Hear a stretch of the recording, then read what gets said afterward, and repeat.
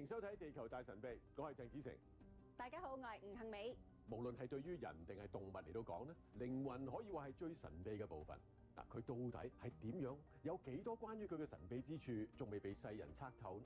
嗱，呢啲都可以話係世界其中一樣最不可思議嘅謎團。有人話過，人嘅靈魂重量係21克，咁雖然係輕於鴻毛，不過一旦離開身體就無法返回，人就會失去生命而死亡。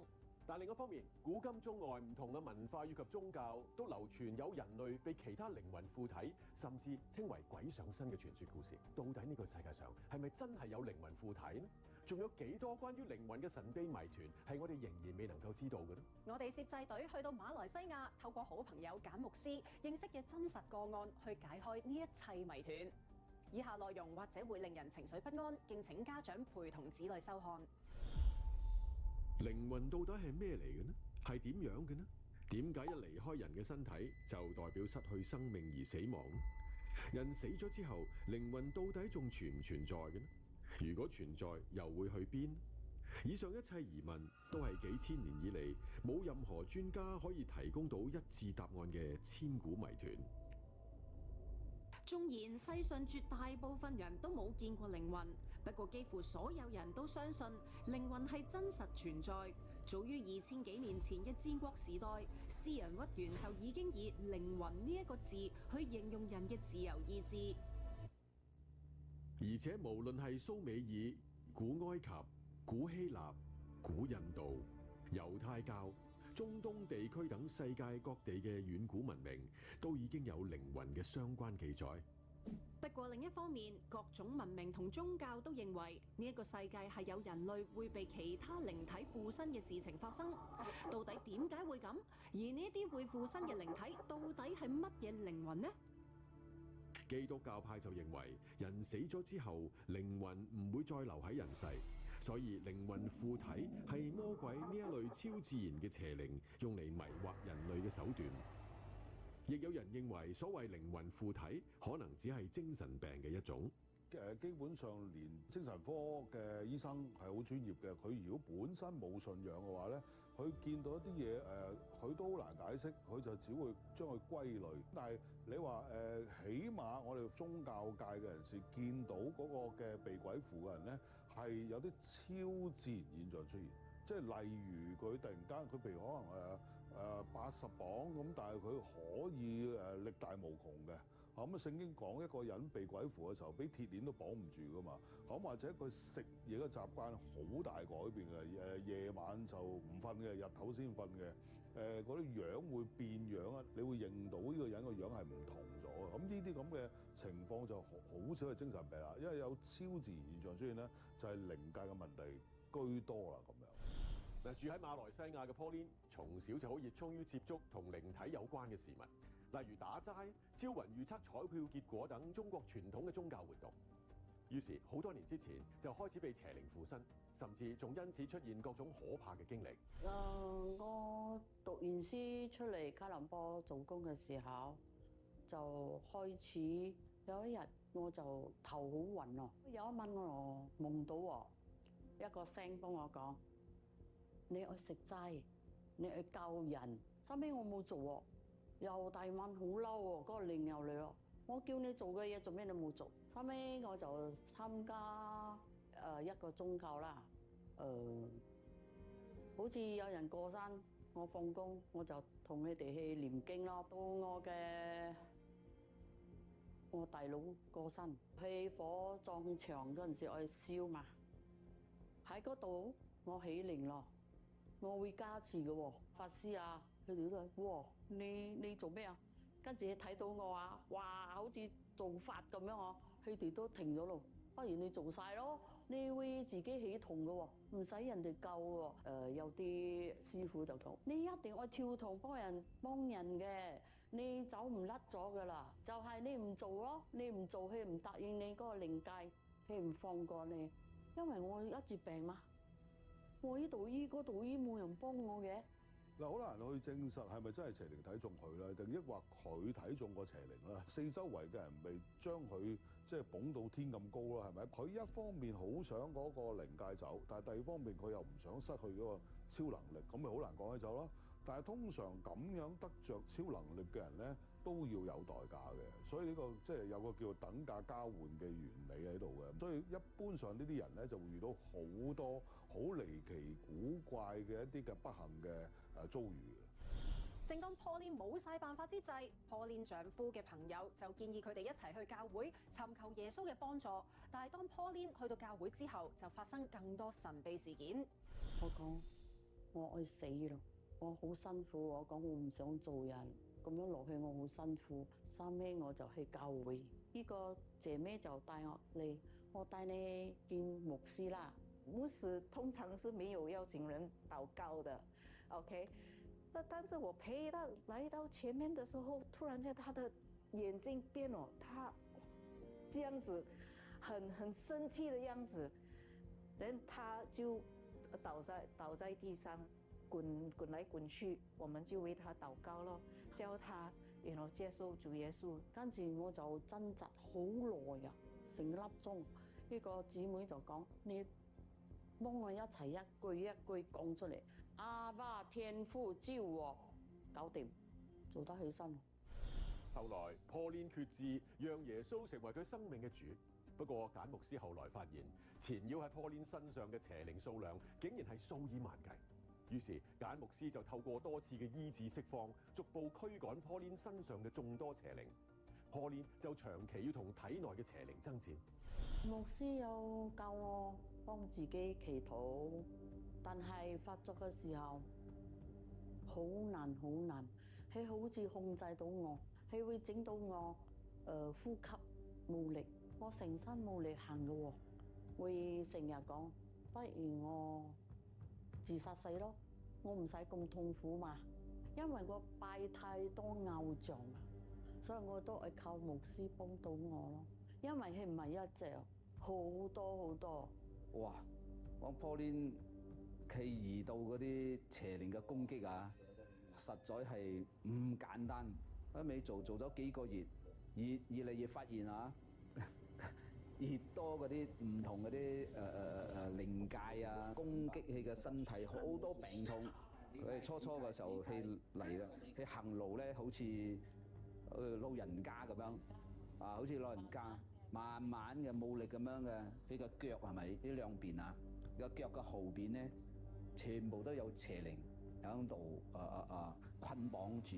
咁啊，聖靈感動我就兩個腳就一齊趕咗之後，佢就好似正常人咁樣行路，喺個夢入邊嚟攻擊佢啊！所以俾佢日日瞓唔好啦。嗰個邪靈阻止去教會，唔俾去教會崇拜，其實都係邪靈搞嘅。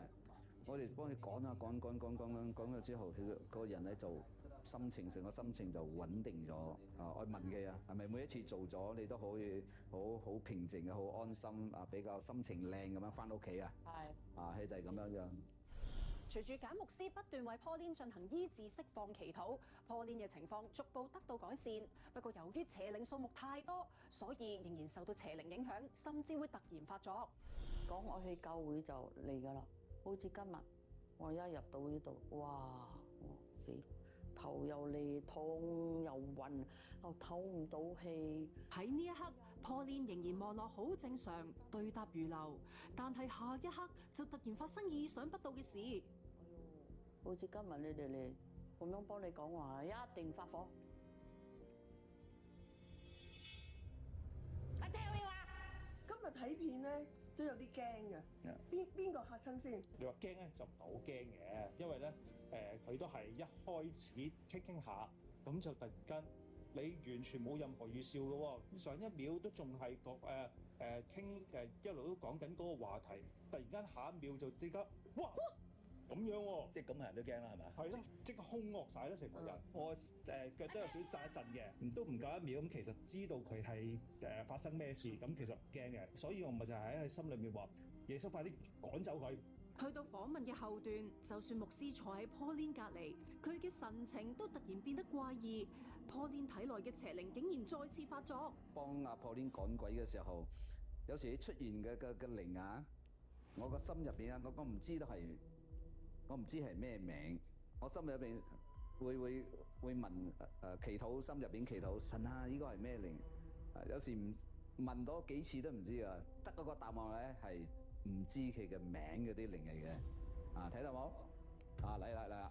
而且更神秘嘅係，攝製隊其中一部攝影機喺電源充滿之下，竟然喺呢個時候突然熄咗機。好在攝製隊另一位成員喺遠處一直用手機將整個過程拍攝落嚟。坐下，奉爺水命令，坐下，馬上坐下，坐。呢個情況唔出奇㗎，即係被鬼附嘅人係不受控㗎嘛。咁隻魔鬼想彰顯佢自己嘅能力，又想證明俾你睇，呢個人真係俾我已經控制咗嘅。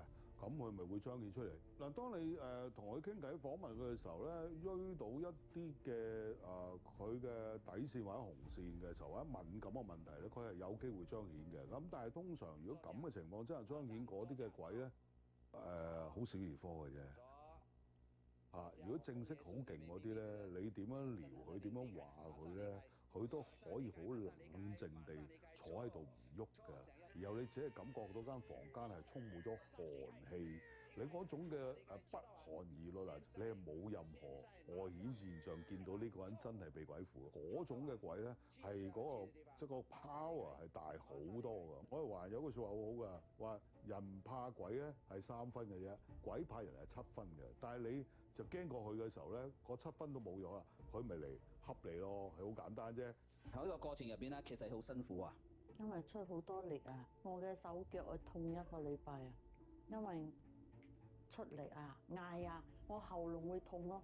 時時都有人問我做咩有咁多咁樣趕唔晒咁樣樣嚇？睇嗰個人嘅本身，佢之前去接觸個偶像或者好迷信啊，拜得好緊要，咩都拜啊，咩都接觸啊。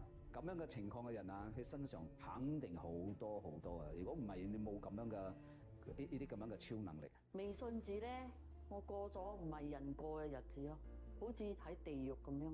信咗主，我慢慢好開心，又平安，真係感謝主，我嘅命係去救翻嚟。從 Pauline 身上邊，我哋可以見到，若然邪靈真係會令人不受控制，甚至發作，情況真係可以好可怕。嗱，如果只係精神病發作，又點解會對同耶穌有關嘅一切都咁反感？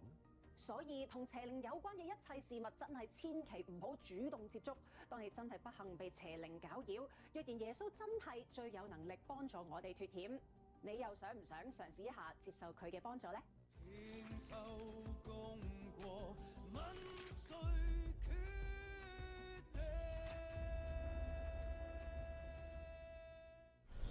今日我哋要探索一種聲音，佢係一種穿越幾千年，由戰場到聖殿，由古代到末世，從來都冇停止過嘅聲音。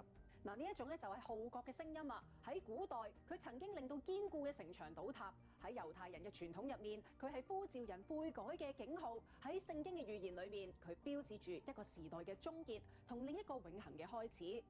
一個小小嘅號角，點解可以承載咁大嘅力量呢？佢究竟隱藏咗啲乜嘢人類歷史裏面嘅大神秘呢？嗱，今日我哋會由古代戰爭嘅硝煙走到聖經啟示錄嘅7支號筒，最後我哋會帶大家睇一種好特別嘅號角之座。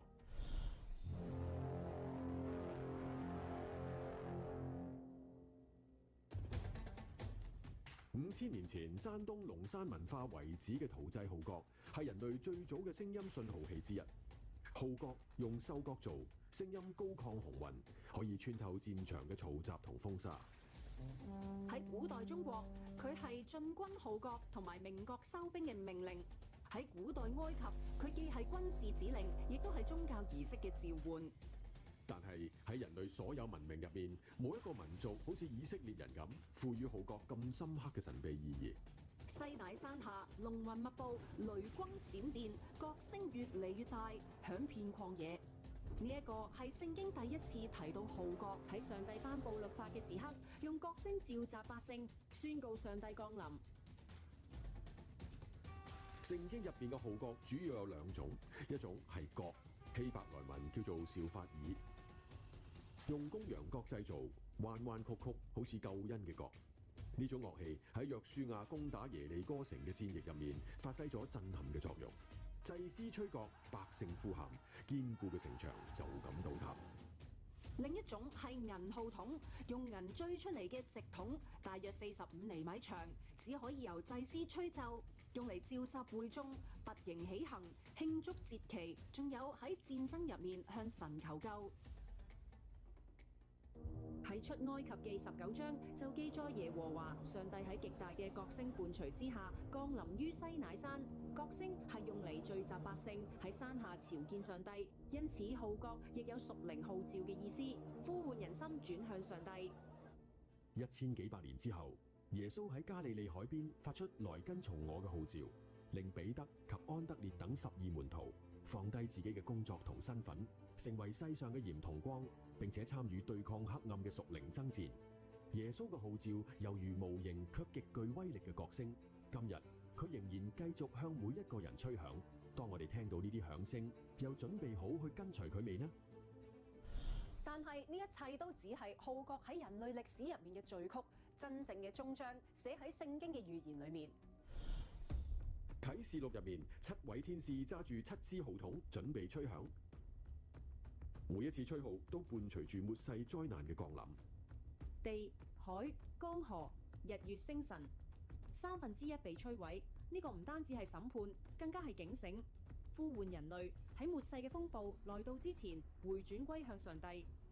使徒保羅喺哥林多前書寫低咗呢句奧秘嘅說話，就在一剎那，眨眼之間，號筒最後一次吹響嘅時候，因為號筒要響，死人要復活，成為不朽壞，我哋都要改變。呢一聲號角指向嘅唔係毀滅，而係得勝，戰勝死亡，得到永恆嘅生命。喺帖撒羅尼迦前書第4章當中提及主必親自從天降臨，有呼叫同天使長嘅聲音，又有上帝嘅號吹響，在基督入面死咗嘅人必先復活，而我哋仍然生存嘅人就同復活嘅人一齊被提到雲上面與主相遇。喺現實世界入邊，一種冇辦法解釋嘅號角聲，正以驚人嘅頻率喺全球各地出現。2025年2月，香港屯門同觀塘嘅夜空突然傳出詭異嘅巨響，聲音持續幾分鐘，低沉而悠長，有人拍低影片放上網。差唔多同一時間，台北市嘅夜空都傳出一連串時大時細嘅高頻怪聲，究竟係咩聲嚟嘅呢？聖經嘅啟示錄第8章，天使吹響號筒嘅預言，唔通呢啲就係末世號筒嘅聲音？呢啲唔係單一事件，由加拿大卑斯省去到烏克蘭嘅基輔，由巴西去到日本，世界各地都有民眾報告話聽見天空傳嚟類似號角嘅聲音。有居民形容呢種聲低沉、金屬感，好似大地喺度呻吟，連窗門都震動。自2021年開始，呢一種叫做天空號角或者天啟號角嘅神秘現象出現嘅次數，比以往任何時候都要頻密。如果只係偶然一次，或者可以話係巧合，但係全球各地持續多年，成千上萬人親耳聽見，嗱，呢啲仲會唔會係巧合呢？吹角節係猶太歷嘅新年，猶太人會喺會堂入面3次吹響羊角號，呼召百姓悔改，預備自己面對神嘅審判。如果聖經講嘅神的號真係會吹響嘅話，咁同我哋啱啱聽到嗰啲天空怪聲有冇關聯？有一點好值得我哋去思考，猶太人嘅傳統認為吹角節嘅意義唔單止係紀念神創造天地，更加係指向彌賽亞嚟到之前嘅最後招聚同埋死裏復活嘅響聲。支號角一響就係歷史終局嘅號令，死人復活，活人被提，喺空中同主相遇嘅大神秘事件。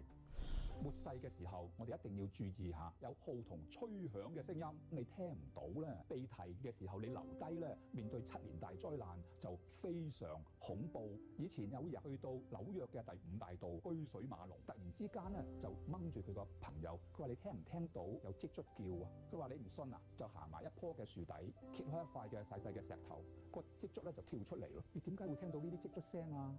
朋友問佢嘅時候，佢回答：我係研究昆蟲㗎。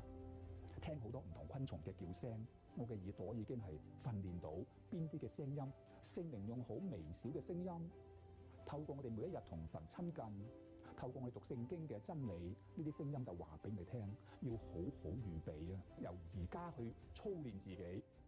聖經自己講得好清楚，嗰個日子、嗰個時辰，冇人知道。如果支號角真係會響，咁你準備好未呢？號角嘅聲音好似離我哋好遠，有人就將呢一種意義帶咗入我哋每日嘅生活入面。呢度有一批好特別嘅椅，佢嘅扶手用真實動物嘅角精心配襯，彎曲嘅號角象徵路加福音所講嘅拯救嘅角。上帝喺佢僕人大衛家中為我哋興起咗拯救。筆直高舉嘅號角，呼應詩篇第92篇：你高舉我嘅角，如野牛嘅角，象徵得勝同力量。自然紋理帶住金屬配件嘅號角，提醒我哋哥林多前書第15章，號筒最後一次吹響嘅時候，死人要復活，成為不朽壞嘅。呢啲號角款式各有不同，彎曲嘅呼召悔改，筆直嘅警醒站立，自然嘅提醒謙卑。每一張椅都係一把無聲嘅號角，唔發出聲音，但係訴說着同一個信息：基督復活，末世將至，我哋要警醒。呢項叫做號召讓愛飛躍嘅活動，佢唔再係普通嘅家私，而係一個紀念、一個提醒、一個無聲號角。今日末世嘅號角正逐一吹響，地震、瘟疫、戰爭、饑荒，正如啟示錄所預言嘅。呢啲椅邀請每一個望見佢嘅人思考一個問題：當最後嘅號角吹響，我哋將會去邊度呢？咦？係我哋每一日坐低休息嘅地方，坐喺號角之座上面，就唔再只係坐低休息，而係俾人提醒我哋喺地上嘅安息係暫時嘅，真正嘅安息係永恆裡面。嗱，呢張號角椅唔單止係一件藝術品，更加係一個屬靈嘅錨。佢提醒我哋，基督已經復活咗，佢仲要再嚟。當最後嘅號角吹響，我哋將唔再需要地上嘅椅，因為我哋要被提到雲裏，喺空中同主相遇。號角唔單止係一件樂器，唔單止係一種信號，佢係穿越千年、貫穿人類歷史同永恆嘅呼聲。佢喺度呼召我哋悔改、警醒、預備。願意呢個小小嘅號角之座，成為無聲但有力嘅提醒，提醒我哋當最後嘅號角吹響，我哋將會去邊度？歡迎打嚟人生熱線81008012，我哋會喺節目播出後3小時內接聽大家電話㗎。下一集地球大神秘再見。拜拜。地球上有不解怪異之事物，星空的遠處是誰在引導？尋找當中的偉大故事，顛覆這世。